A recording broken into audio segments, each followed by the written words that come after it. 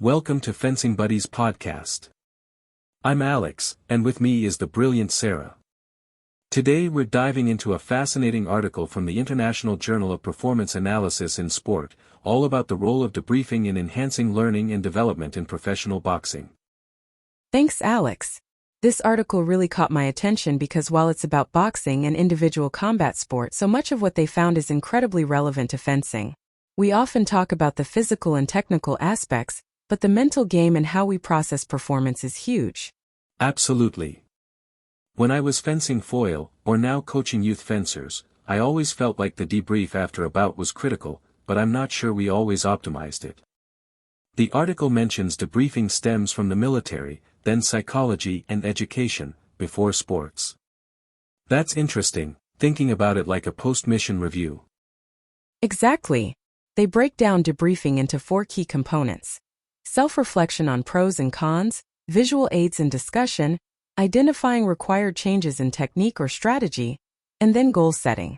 For fencers, this could be anything from reviewing a pool round to a tough direct elimination bout.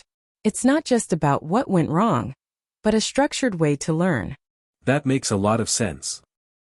One thing the article highlights is the limited research in individual sports compared to team sports. You know, in fencing, it's just you and your coach in that coaching box, or sometimes just you alone on the strip. How do you think that individual sport dynamic influences the debriefing process? It's a huge factor. In team sports, there's often a shared responsibility for performance and debriefing, sometimes even led by senior players. But in fencing, the emotional stakes are incredibly high for the individual fencer. The article mentions creating an open and honest relationship and a safe space to air thoughts. For a fencer who just lost a DE bout, that safe space is paramount for them to truly open up and process their performance without fear of judgment. Safe space, I love that. I've seen in my youth athletes that after a tough loss, they just want to disappear. Getting them to talk, let alone review video, can be like pulling teeth.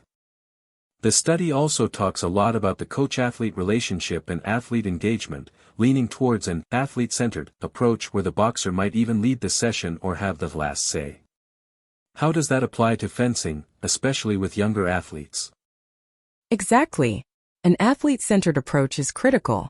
It's not the coach just lecturing. It's about empowering the fencer to self-identify strengths and weaknesses. So instead of me saying, "You kept getting hit on the counterattack," I'd ask, "What did you notice about your timing or distance in that last sequence?"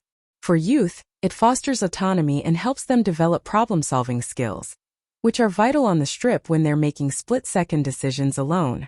They're not going to have the last say on entering a competition, but they absolutely should have a significant voice in how they train and what strategies they prioritize.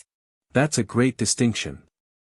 And speaking of the mental game, the article hammers home the psychological benefits: confidence, self-belief, reducing frustration, soothing nerves. I've always felt that's where a good debrief shines, especially after a disappointing performance. It's huge, Alex. The mental thought process of a fencer, or any champion, is paramount. A structured debrief helps an athlete reframe what might feel like a failure into a learning opportunity. It validates their feelings. It's okay to be frustrated, but then redirects that energy towards constructive improvement. It reinforces correct actions, builds confidence by highlighting successes, and provides perspective that they might not have had in the heat of the moment.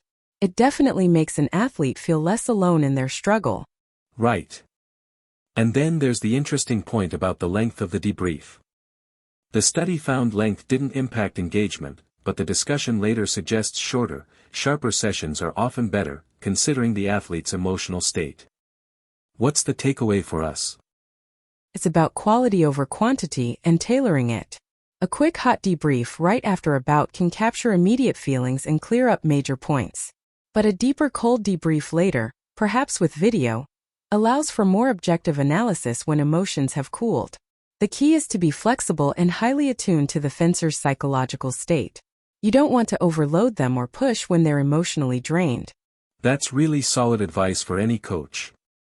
So, if I'm summarizing for our listeners, it sounds like structured debriefing, using video and data, fostering an athlete-centered approach, and creating a psychologically safe space are absolutely crucial for developing not just better fencers physically, but mentally resilient ones too. Absolutely. It's about moving beyond just what happened to why it happened, and what we're going to do about it. All while nurturing that vital coach-athlete relationship. The mental development is just as, if not more, important than the physical.